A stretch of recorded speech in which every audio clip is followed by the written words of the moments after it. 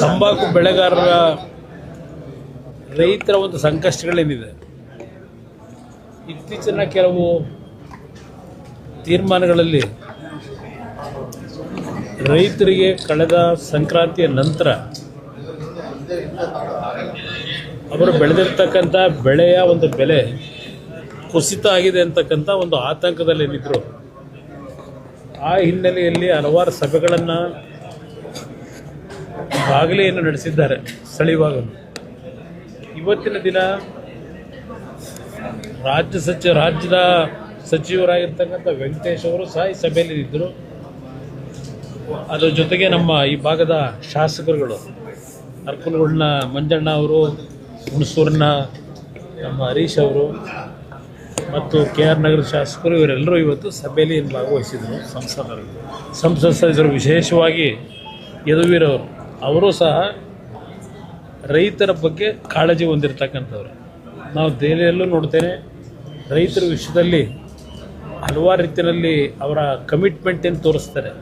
ಹಲವಾರು ಮಂತ್ರಿಗಳ ಹತ್ರ ಭೇಟಿ ಕೊಟ್ಟು ಚರ್ಚೆ ಮಾಡ್ತಕ್ಕಂಥ ಹಲವಾರು ವಿಷಯಗಳಲ್ಲಿ ಅವರು ಸಹ ಈ ಸಭೆಯಲ್ಲಿ ಭಾಗವಹಿಸಿ ಅವ್ರದ್ದೇ ಆದಂಥ ಕೆಲವು ಅನುಭವಗಳು ರೈತರವ್ರ ಮುಂದೆ ಏನು ಹೇಳಿದ್ದಾರೆ, ಅದರ ಹಿನ್ನೆಲೆಯಲ್ಲಿ ಪರಿಣಾಮಕಾರಿಯಾಗಿ ನಮ್ಮ ಖರೀದಿಗಾರರು ಏನಿದ್ದಾರೆ ಅವರು ಮತ್ತು ಟೊಬ್ಯಾಕೋ ಕಂಪನಿ ಮತ್ತು ನಮ್ಮ ಜನಪ್ರತಿನಿಧಿಗಳ ಸಭೆ ಇವತ್ತು. ನಾಳೆ ದಿನ ರೈತರ ಮುಖಂಡರುಗಳ ಸಭೆಯನ್ನು ಕರೀಲಿಕ್ಕೆ ಹೇಳಿದ್ದೇವೆ. ಈಗಾಗಲೇ ನಾಳೆ ಕರೆದಿದ್ದಾರೆ.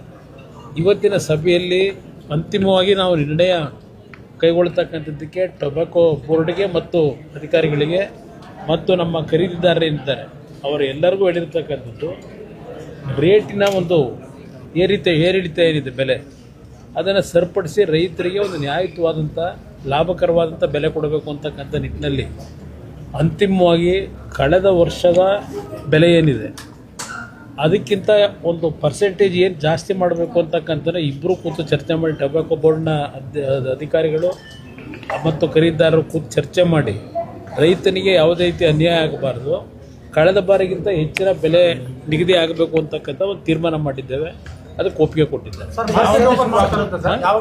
ಇಲ್ಲ, ಇಮ್ಮಿಡಿಯೇಟಾಗಿ 2-3 ದಿವಸದಲ್ಲೇ ಈಗ ಖರೀದಿ ನಡೀತಾ ಇದೆ. ಅದ್ರ ಬೆಲೆ ಕಡಿಮೆ ಆಗಿದೆ. ಸಂಕ್ರಾಂತಿ ಹಬ್ಬಕ್ಕಿಂತ ಮುಂಚೆ ಏನು ಬೆಲೆ ಇತ್ತು ಅದು ಕಡಿಮೆ ಆಗಿರ್ತಕ್ಕಂಥದ್ದು, ಒಂದು 30-40 ರೂಪಾಯಿ ಕಡಿಮೆ ಆಗಿದೆ. ಅದನ್ನು ಸರಿಪಡಿಸ್ತಕ್ಕಂಥ ನಿಟ್ಟಿನಲ್ಲಿ ಇವತ್ತಿನ ಸಭೆಯಲ್ಲಿ ಅವರಿಗೆಲ್ಲರಿಗೂ ಇವತ್ತು ತಾಕೀತು ಮಾಡಿದ್ದೀವಿ.